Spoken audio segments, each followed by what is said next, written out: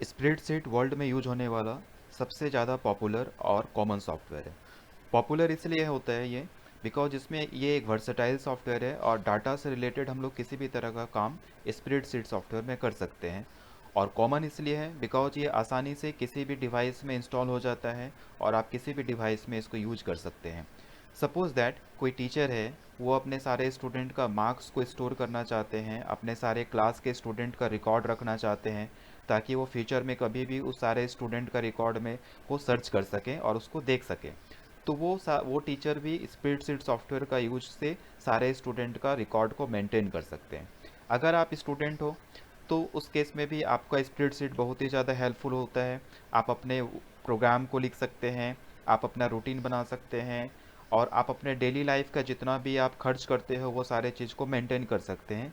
Even आप लोग जो ऑनलाइन एग्ज़ाम देते हैं वो उसका मार्क्स भी एक स्प्रेडशीट सॉफ्टवेयर में जाके सेव हो जाता है और वहाँ से टीचर्स पता कर सकते हैं कि आपने कितना मार्क्स लाया, किस टॉपिक का आंसर गलत दिया है और किस टॉपिक का आंसर आपने सही दिया है। इससे हम लोग और टीचर पता कर सकते हैं।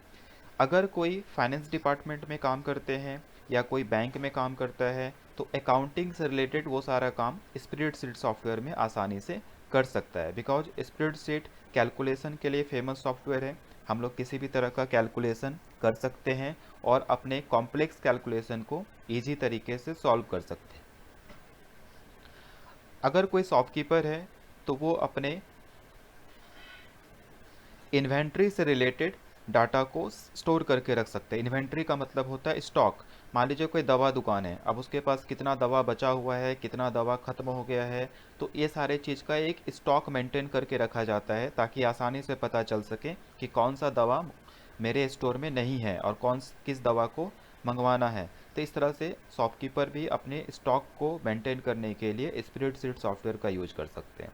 तो ये हो गया डाटा मेंटेनेंस का काम। स्प्रेडशीट में हम एक और काम कर सकते हैं डाटा एनालिसिस का।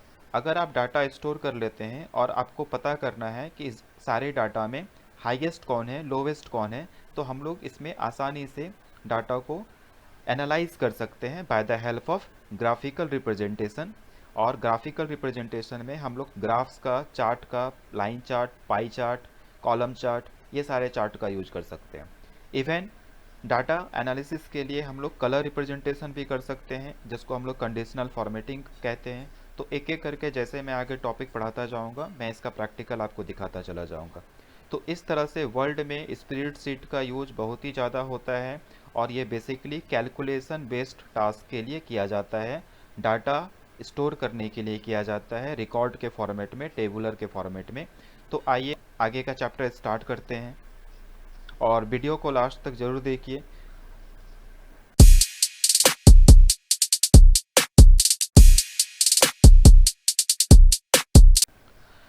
आज जो मैं चैप्टर स्टार्ट करने वाला हूं और आज का जो सेशन है वो स्पेशली इंट्रोडक्शन टू स्प्रेडशीट के लिए है और ये क्लास 9 के लिए है। और ये आपका चैप्टर 10 है। तो क्लास 9 के स्टूडेंट चैप्टर 10 में जो इंट्रोडक्शन टू स्प्रेडशीट दिया हुआ है मैं उससे रिलेटेड टॉपिक्स को आज कवर करूँगा। मेनली आज इसमें मैं 3 टॉपिक को कवर करने जा रहा हूँ। Important features of spreadsheets, components of MS excel, range of cells. What is spreadsheet? Spreadsheet क्या होता है? तो अभी जैसा मैंने बताया कि ये बहुत ही हेल्पफुल है। इसमें डाटा से रिलेटेड कैलकुलेशन बेस्ड का टास्क या फिर अपने रिकॉर्ड को मेंटेन करने के लिए ताकि आप फ्यूचर में उसको सर्च कर सके आसानी से और मेंटेन करके रख सके। तो इसके लिए हम लोग स्प्रेडशीट सॉफ्टवेयर का हेल्प लेते हैं। Spreadsheet software is used to store, organize, calculate, and manipulate the available data in a tabular format consisting of rows and columns. Spreadsheet software का काम डाटा को स्टोर करके रखना परमानेंटली, ऑर्गेनाइज कर सकते हैं, कैलकुलेट कर सकते हैं, मैनुपुलेट कर सकते हैं। मैनुपुलेट का मतलब होता है डाटा स्टोर करने के बाद अगर आप फ्यूचर में कभी किसी डाटा को चेंज करना चाहते हैं तो आप चेंज कर सकते हैं। इसी काम को मैनुपुलेशन कहा जाता है। और जितने भी डाटा हम लोग स्टोर करते हैं स्प्रेडशीट सॉफ्टवेयर में वो एक टेबुलर फॉर्मेट में होता है और टेबल में बेसिकली रोज़ और कॉलम्स का यूज़ किया जाता है। तो आगे मैं बताऊंगा डिटेल्स में कि रोज़ क्या होता है, कॉलम्स क्या होता है। Spreadsheet software provides inbuilt features and data analysis tools that make easy to work with a large amount of data. Spreadsheet software जितने भी होते हैं उसमें बहुत सारे फीचर्स हैं जो इनबिल्ट होते हैं। इनबिल्ट का मतलब होता है जो सॉफ्टवेयर के साथ आते हैं और आप उसका यूज कर सकते हैं ओनली, आप उसको चेंज नहीं कर सकते हैं। इसमें बहुत सारे डाटा एनालिसिस टूल्स हैं। अभी मैंने जैसे आपको बताया कि रिकॉर्ड मेंटेन करने के बाद डाटा को आप एनालाइज कर सकते हैं, हाईएस्ट डाटा कौन है, लोवेस्ट डाटा कौन है, इस तरह का चीज़ को एनालिसिस कहा जाता है। तो एनालिसिस करने के लिए बहुत सारे टूल्स हैं और हम लोग कितना भी बड़ा डाटा स्टोर करके रखें, हम लोग डाटा को आसानी से एनालाइज कर सकते हैं। Spreadsheet software has an additional feature of representing data in the form of chart that help you to analysis.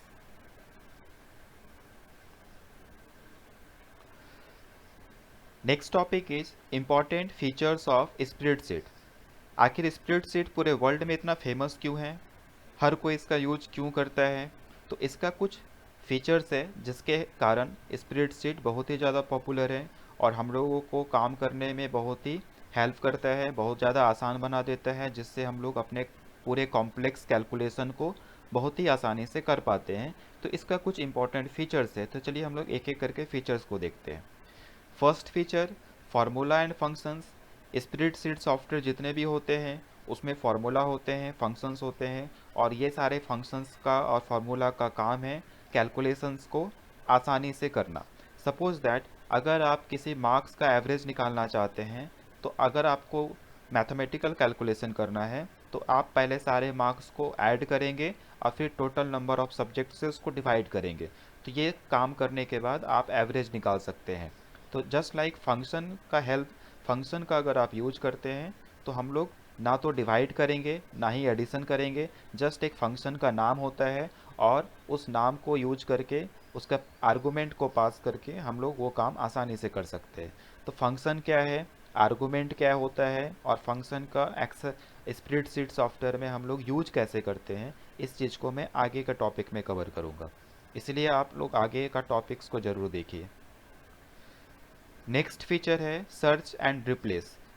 आप स्प्रेडशीट सॉफ्टवेयर में किसी भी डाटा को आसानी से सर्च कर सकते हैं और अगर आप चाहें तो किसी भी चीज़ को रिप्लेस कर सकते हैं। Formatting features.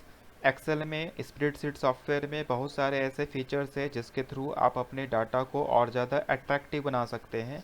तो इसके लिए हम लोग को फॉर्मेटिंग फीचर्स का यूज करना पड़ता है। जैसे मैं यहाँ सा स्लाइड बनाया हूँ, स्लाइड में आप देख सकते हैं बहुत ही ज़्यादा अट्रैक्टिव बटन्स है, कलरफुल है। तो ये फॉर्मेटिंग फीचर्स के हेल्प से मैं कर पाया हूँ। तो उसी तरह से आप एक्सेल में भी फॉर्मेटिंग फीचर का हेल्प से आप अपने डाटा को और ज़्यादा अट्रैक्टिव बना सकते हैं। ऑटोफिल। ऑटोफिल ये बहुत ही ज़्यादा इंपॉर्टेंट फीचर होता है किसी भी स्प्रेडशीट सॉफ्टवेयर का। ऑटोफिल का यूज कैसे करते हैं मैं आपको आगे बताऊंगा सारा कुछ, जस्ट आपको थ्योरेटिकल नॉलेज पहले रखना है। ऑटोफिल का नाम से जैसे पता चला, ऑटो मतलब ऑटोमेटिक, फिल मतलब भरना। मान लीजिए एक टीचर है, वो 60 स्टूडेंट का डाटा मेंटेन करके रखे हुए हैं और 60 स्टूडेंट जो टेस्ट दिए हैं, टेस्ट 1, टेस्ट 2, टेस्ट 3, वो सारे टेस्ट का टोटल करना चाहते हैं। तो वो एक स्टूडेंट का टोटल कहीं ना कहीं सेल में कर लेंगे और ऑटोफिल के हेल्प से वो आसानी से सारे में एडिशन हो जाएंगे, यानी कि बार बार उसको ऐड करने का ज़रूरत नहीं पड़ेगा। और तो ऑटोफिल का काम होता है किसी भी फार्मूला को एक जगह से दूसरे जगह पे ऑटोमेटिक कॉपी करना, ताकि फार्मूला बार बार यूज नहीं करना पड़े। Auto update of data. Auto update का मतलब होता है रिकैलकुलेशन, क्योंकि एक्सेल में या स्प्रेडशीट सॉफ्टवेयर में हम लोग कैलकुलेशन करते हैं। अभी जैसे मैंने बताया कि एक स्टूडेंट का अगर मैंने मार्क्स ऐड कर लिया है और 60 स्टूडेंट का मार्क्स को ऐड करना है तो ऑटोफिल का यूज करेंगे।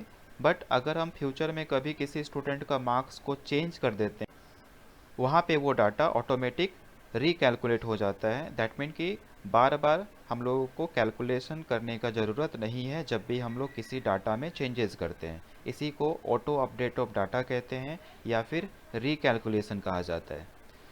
ग्राफ्स एंड चार्ट, इससे आप लोग बहुत ही अच्छा फैमिलियर होंगे। हम लोग किसी भी डाटा को ग्राफिकल अगर रिप्रेजेंटेशन देना चाहते हैं तो ग्राफ्स का हेल्प लेते हैं या फिर चार्ट का हेल्प लेते हैं। चार्ट में बहुत सारे अलग अलग टाइप्स के चार्ट होते हैं जो आगे मैं बताऊंगा। सॉर्टिंग सॉर्टिंग सर्चिंग को इजी बनाने का एक बहुत ही अच्छा फीचर है स्प्रेडशीट सॉफ्टवेयर में। अगर आपके पास बहुत ही ज़्यादा लार्ज अमाउंट ऑफ रिकॉर्ड अगर रखा हुआ है तो by the help of sorting हम लोग अपने डाटा को असेंडिंग ऑर्डर में या डिसेंडिंग ऑर्डर में अरेंज करके आसानी से डाटा को सर्च कर सकते हैं, रिकॉर्ड्स को सर्च कर सकते हैं।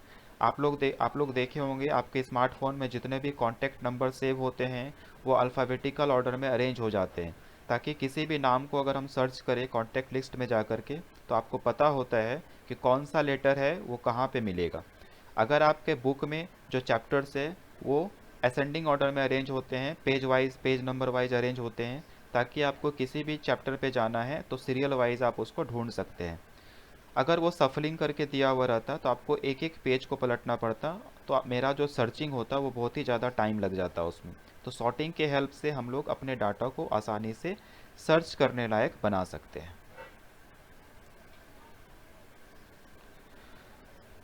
Popular spreadsheet softwares.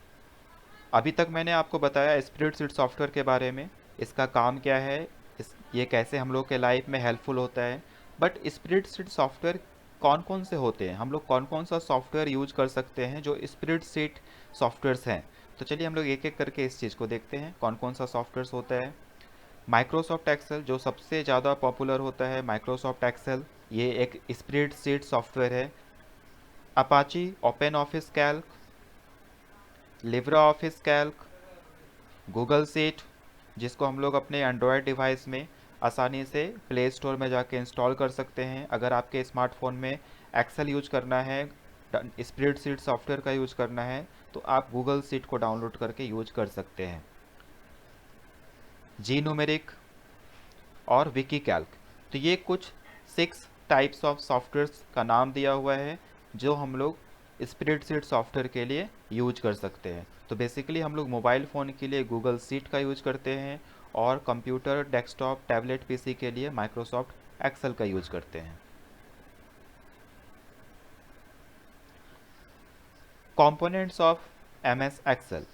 अब हम लोग आपके जो सिलेबस में दिया हुआ है स्प्रेडशीट सॉफ्टवेयर का वो एमएस एक्सेल दिया हुआ है, तो आपको अब टोटल जितना भी आपका टॉपिक्स कवर होगा वो माइक्रोसॉफ्ट एक्सेल से रिलेटेड होगा।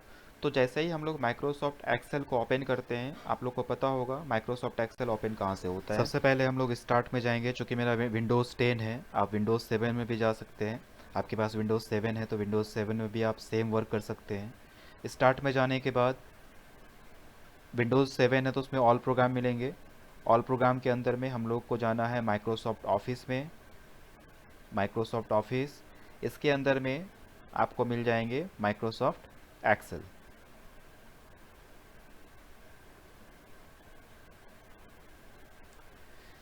इस तरह से हम लोग माइक्रोसॉफ्ट एक्सेल को ओपन कर सकते हैं। जैसे ही आप उस विंडो को ओपन करेंगे तो वो विंडो कुछ इस तरह से आपको दिखेगा। तो इस विंडो में बहुत सारे ऐसे पार्ट्स हैं जो हम लोग यूज करते हैं और उसका नाम आपको पता होना चाहिए। तो हम लोग एक एक करके सारे विंडो का जो कंपोनेंट्स है उसका हम लोग एक एक करके नाम देखते हैं।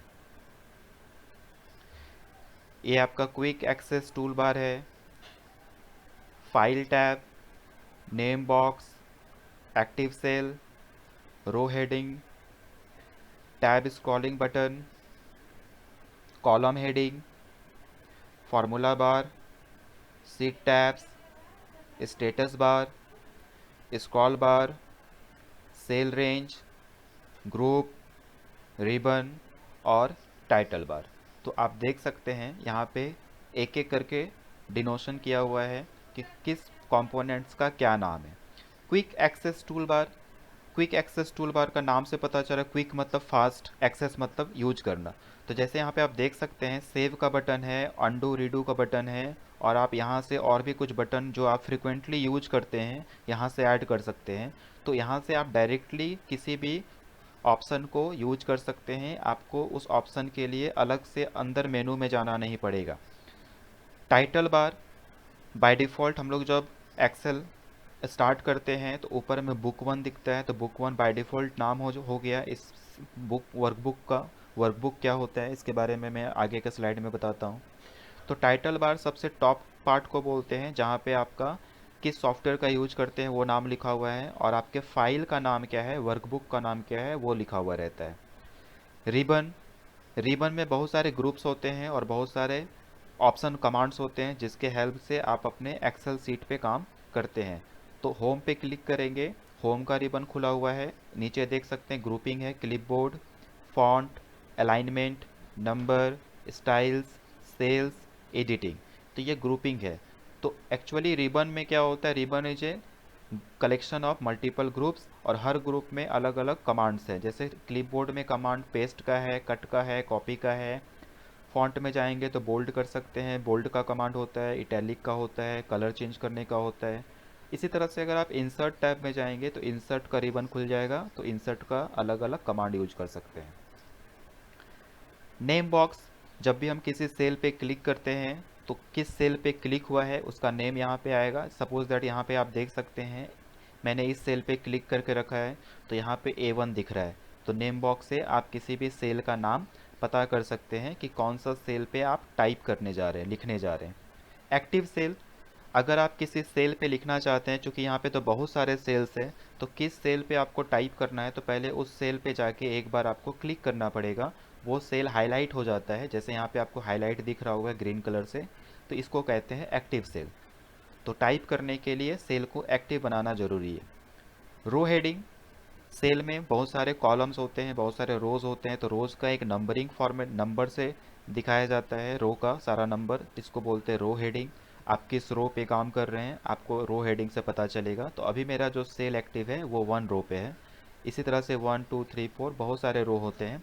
तो टोटल कितने नंबर ऑफ रोज होते हैं, टोटल कितने नंबर ऑफ कॉलम्स होते हैं, इस चीज़ को मैं आगे बताऊंगा। टैब स्क्रॉलिंग बटन, अगर आपके पास एक से ज़्यादा सीट है तो इस टैब में बटन पे आगे और पीछे बटन को क्लिक करके आप एक सीट से दूसरा सीट में जा सकते हैं।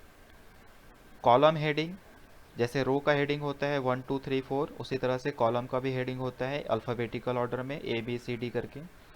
सीट टैब, बाय डिफ़ॉल्ट जो पुराने एक्सेल होते हैं, जैसे आपके बुक में 2010 दिया हुआ है तो बाय डिफ़ॉल्ट एक्सेल में 3 सीट खुलता है, लेकिन मैं 2013 यूज कर रहा हूँ तो बाय डिफ़ॉल्ट 1 सीट होते हैं। तो जितने भी सीट का जो नीचे नाम दिखता है बाय डिफ़ॉल्ट सीट का नाम सीट 1 होता है। तो उस सीट का नाम को हम लोग सीट टैब कहते हैं। तो यहाँ पे ये सीट टैब का ऑप्शन है। स्टेटस बार, ये नीचे वाला जो ब्लैक एरिया दिख रहा है वो स्टेटस बार है, इसका यूज मैं आगे बताऊँगा। स्क्रॉलिंग बार, अगर आपका सीट लेफ़्ट राइट में ज़्यादा बड़ा है तो आप लेफ़्ट राइट कर सकते हैं। ग्रुप्स, सेल रेंज, अगर आप किसी मल्टीपल सेल को सेलेक्ट कर लेते हैं जिसमें बहुत सारे रो और बहुत सारे कॉलम्स आते हैं तो उसको सेल रेंज कहा जाता है। सेल रेंज का भी अलग अलग टाइप होता है, मैं आगे के स्लाइड में आपको बताऊंगा। तो ये सारे कंपोनेंट्स हैं, जब भी हम लोग माइक्रोसॉफ्ट एक्सेल विंडो को ओपन करते हैं तो ये कुछ कॉमन कंपोनेंट्स आपको देखने को मिलते हैं। तो आपको ये कॉमन कंपोनेंट का नाम याद रखना है। Next topic is workbook.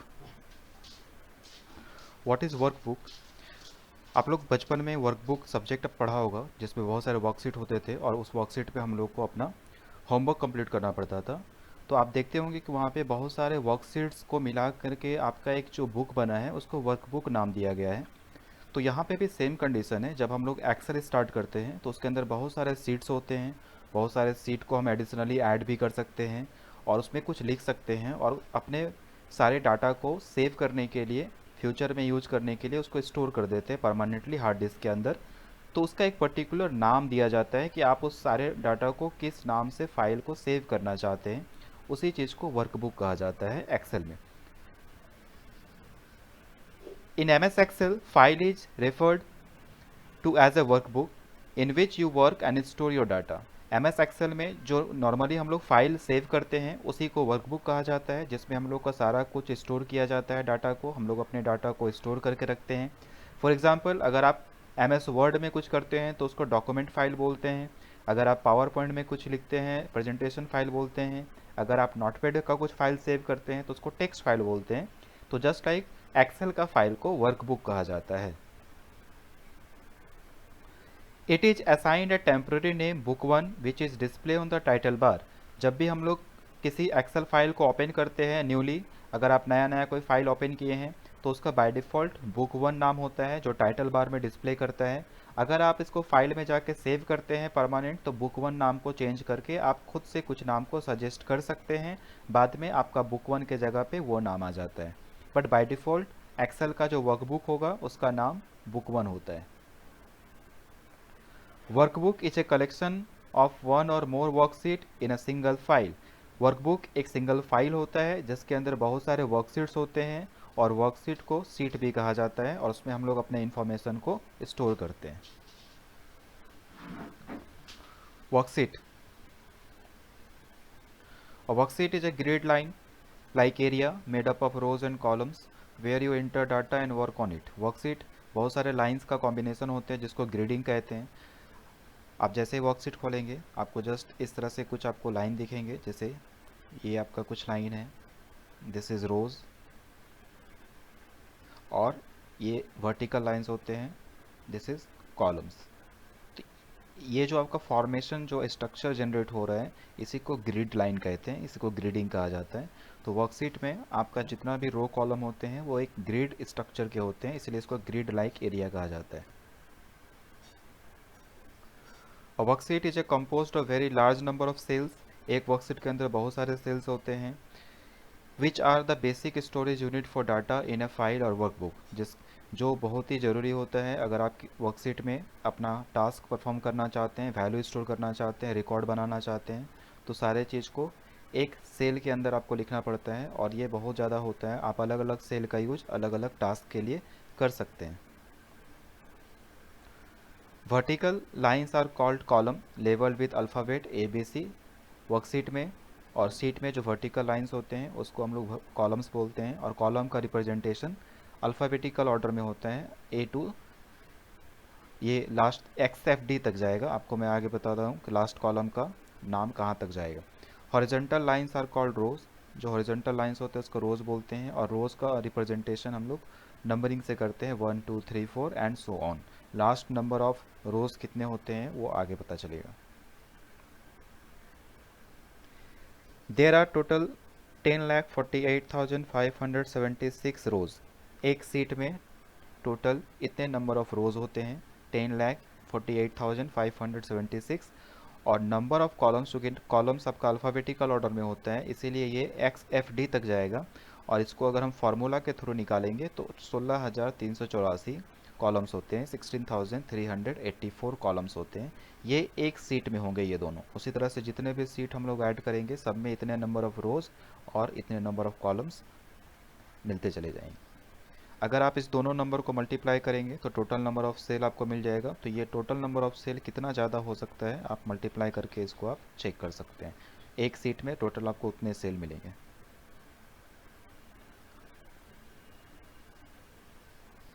Cell. It is an intersection of a row and column in a worksheet. It is a rectangular in a shape. Each cell identified by column letter and row number। याद रखेंगे एक cell का नाम पहले column letter से start होता है, उसके बाद रो का नंबर होता है। Which is known as cell address, और इस चीज़ को सेल एड्रेस कहा जाता है। सपोज दैट किसी सेल का नाम अगर हम रिप्रेजेंट कर रहे हैं A2, दैट मीन कि ये सेल एड्रेस हो गया A2, ये A2 को रिप्रेजेंट कर रहा है। इसी तरह से हम लोग किसी भी सेल एड्रेस का नाम हम लोग रिप्रेजेंट कर सकते हैं, for example A1, B10, D11 etcetera.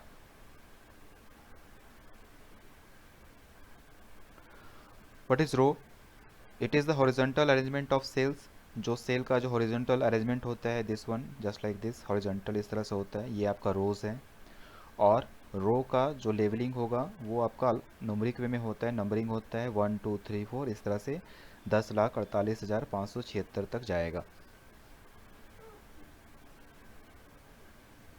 Columns, it is the vertical arrangement of cells represented by letters. ये वर्टिकल अरेंजमेंट है, इस तरह से आपका परपेंडिकुलर जो लाइनिंग आपको दिखते हैं एक्सेल सीट पे वो आपका सारे कॉलम्स है, और कॉलम आपका A से स्टार्ट होगा और लास्ट आपका XFD तक जाता है। Next is cell range. Cell range क्या होता है? जब हम लोग एक्सेल में पर्टिकुलर सेल को सेलेक्ट करते हैं तो उसका एक रेंज होता है। रेंज का मतलब होता है कंटिन्यूअस। सपोज दैट कि आप 10 स्टेप आगे बढ़े लगातार कंटिन्यू चल करके, तो आप जहाँ से स्टार्ट किए और जहाँ पे आप चल करके गए, यहाँ उस डिस्टेंस को हम लोग रेंज कहते हैं।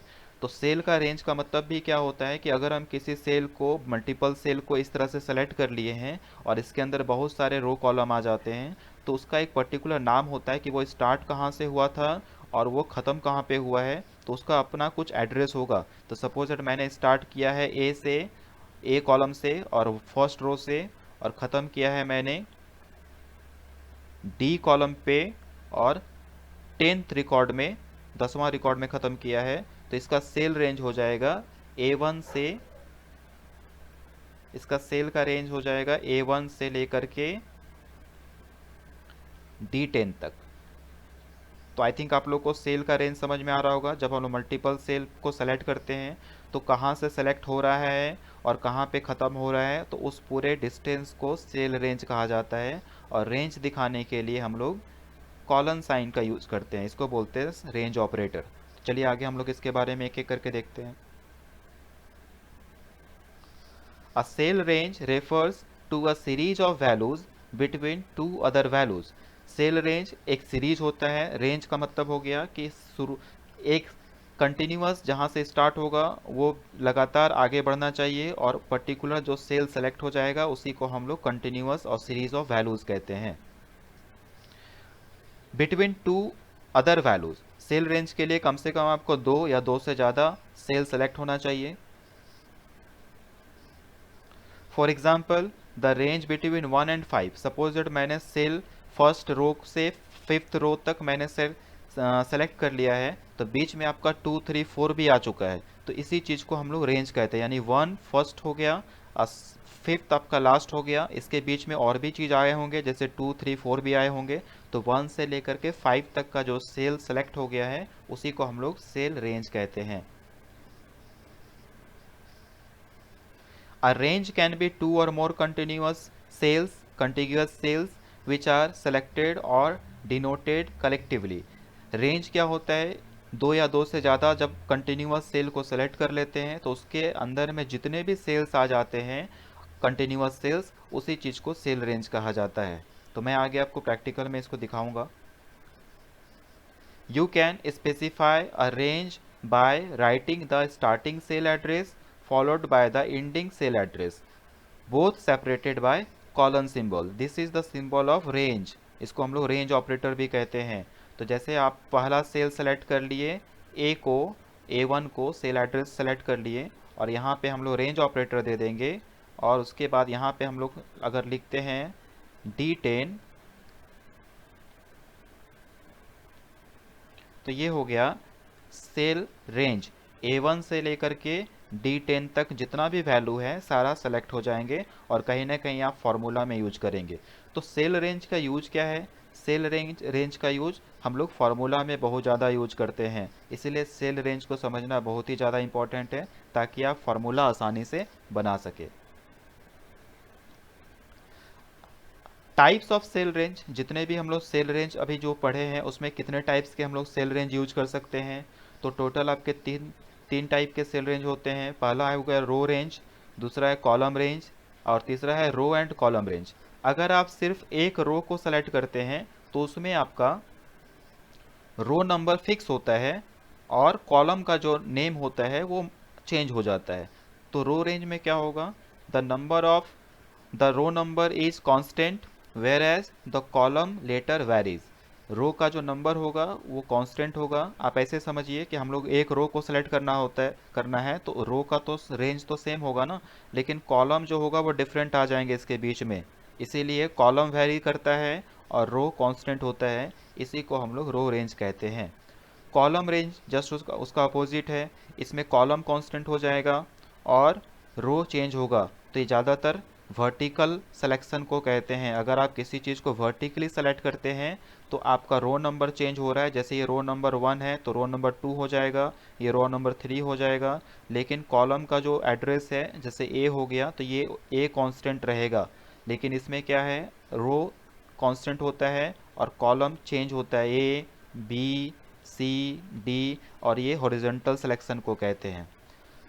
रो एंड कॉलम रेंज, इसमें बहुत सारे कॉलम और बहुत सारे रो आ जाएंगे। इसमें ना तो रो का नंबर फिक्स होगा और ना ही कॉलम का नेम फिक्स होगा। इसमें मल्टीपल, ये मैट्रिक्स की तरह होता है। अगर आप मल्टीपल कुछ सेलेक्ट कर रहे हैं मैट्रिक्स के फॉर्म में, तो उसमें नंबर ऑफ कॉलम्स भी आ जाएंगे जो वैरी करेंगे, और नंबर ऑफ रोज भी आ जाएंगे जो वैरी करेंगे। तो इसको हम लोग कहते हैं row and columns range. I hope आप लोगों को ये सारा टॉपिक समझ में आ गया होगा। अब मैं एक एक करके आपको प्रैक्टिकल पार्ट 2 में दिखा दूंगा, तो पार्ट 2 जरूर देखिए। Now it's time for questioning. ये कुछ क्वेश्चंस मैंने सेलेक्ट किए हैं आपके बुक के, तो आप लोग इस क्वेश्चंस का आंसर जरूर दीजिएगा। इससे आपका नॉलेज का पता चलेगा। What is spreadsheet? Name 3 important features of spreadsheet. Mention any 4 spreadsheet software. किसी भी 4 स्प्रेडशीट सॉफ्टवेयर का नाम आपको लिखना है। एक नाम जो पॉपुलर हम जो यूज कर रहे हैं, जो आपके सिलेबस में है, माइक्रोसॉफ्ट एक्सेल एक नाम हो गया। इसी तरह से आपको 3 नाम और देना है। Define workbook. वर्कबुक क्या होता है? How is formula bar different from name box? Formula बार और नेम बॉक्स दोनों अलग कैसे होता है? तो फार्मूला बार में हम लोग फार्मूला देख सकते हैं। जो फार्मूला हम लोग सेल के ऊपर अप्लाई करते हैं वो फार्मूला बार में नज़र आता है। एज वेल एज अगर आपको फार्मूला में कुछ चेंजेस करना हो तो फार्मूला बार में जाके चेंज कर सकते हैं। बट नेम बॉक्स में जो सबसे लेफ्ट कॉर्नर में होता है, आपको कंपोनेंट में मैंने दिखाया था, नेम बॉक्स जो होता है उसमें हम लोग जिस सेल को एक्टिव करते हैं, जिस सेल को सेलेक्ट करते हैं, उसका एड्रेस क्या है, सेल एड्रेस क्या है, उसका नाम नेम बॉक्स से हम लोग पता कर सकते हैं। तो ये डिफरेंस है, इसको आपको लिखना है। लास्ट क्वेश्चन है आपका define cell range in M S Excel. M S Excel में सेल रेंज क्या होता है और इसके टोटल कितने टाइप्स होते हैं, हर टाइप का एक्सप्लेनेशन आपको कर लेना है। तो ये क्वेश्चंस का आंसर आप लोग कर लीजिएगा, तो आपको नॉलेज का पता चलेगा कि आपने कितना इस वीडियो से सीखा है। Thank you for watching.